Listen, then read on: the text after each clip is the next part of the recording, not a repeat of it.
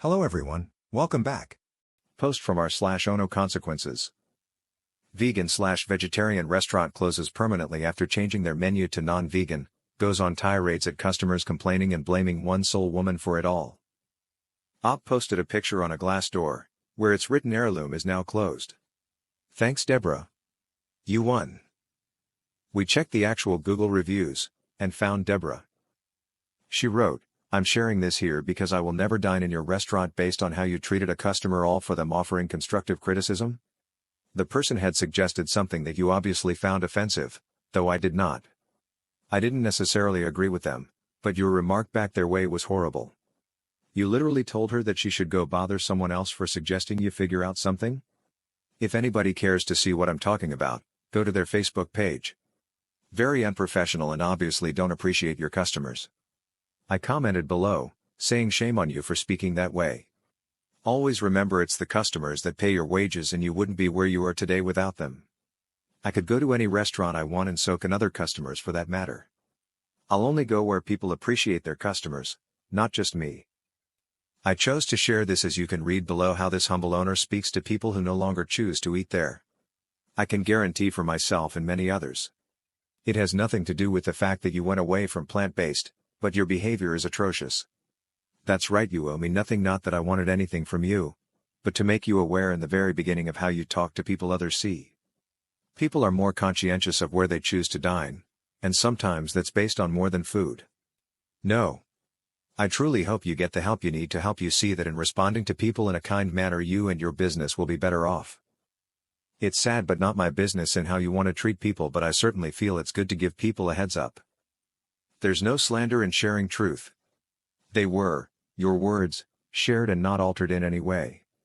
Your response supports how horrible and unprofessional you are. No one ever called me terrible as you mentioned, but I did call you horrible for being so rude to a former customer.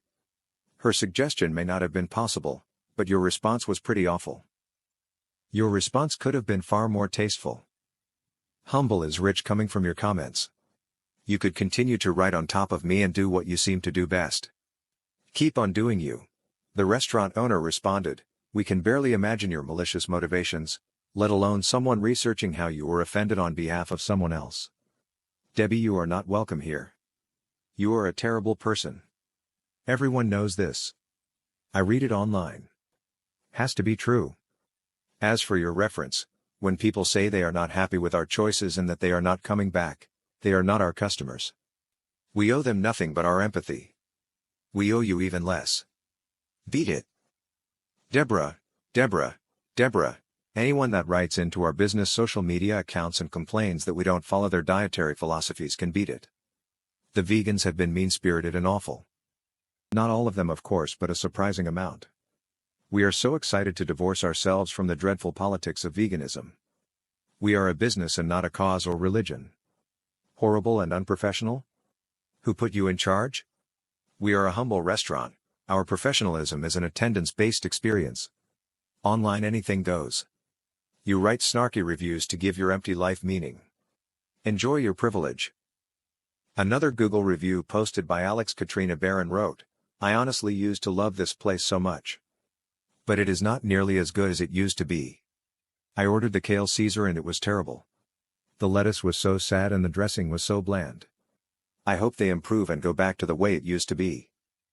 Owner replied, "Alex with 3 names, our kale Caesar is fantastic." The 3 names give you away. Deborah. Another review posted by Ariana Roach, where she says, "Hi, my name is Deborah. I have frequented Heirloom many times over the years. I am very disappointed by the owners calling their customers Nazis. Just a weird and wildly inappropriate thing to say. Maybe this is all some sort of rebrand to turn into the next Karen's Diner? Anyways, sitting on the edge of my seat to see if you guys crash and burn or not." Owner responded, "Oh Deborah, of all the weird and wildly appropriate things we've said, this is what you chose to chime in on? I fear for the edge of your seat. I suspect you put the grande in Ariana." Jamie posted a review that says, "I'm sad that this is no longer a vegetarian restaurant, but what's worse is how the owners are reacting to the feedback from the community. Really horrific stuff they are replying to reviewers with. Will not go back and support their business and behavior." Owner again responded, I'm sad that this is no longer a vegetarian restaurant, but what's worse is how the owners are reacting to the feedback from the community. Really horrific stuff they are replying to reviewers with. Will not go back and support their business and behavior.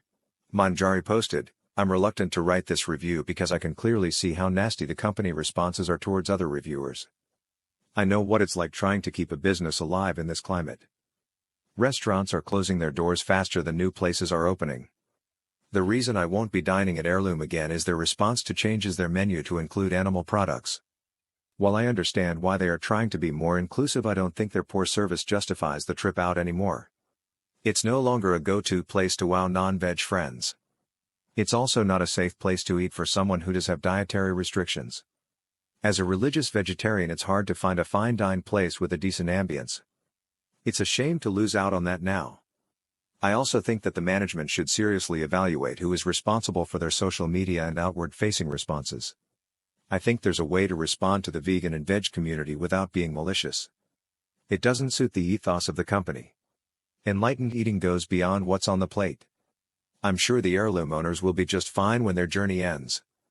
I will definitely miss some menu items at this place, but not at the risk of being treated like a second-class citizen for my dietary choices.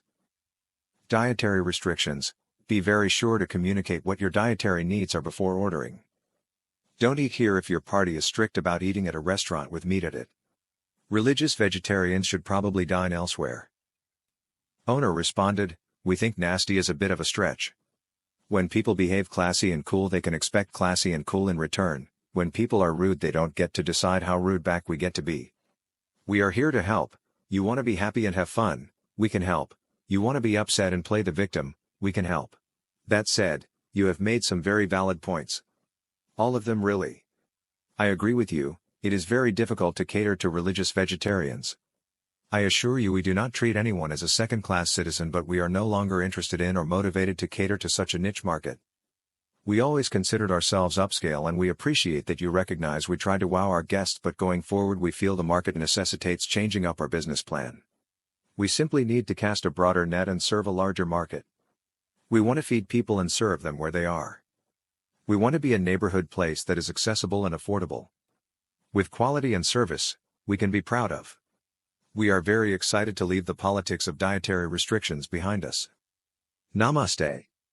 That's it for now. See you in the next post.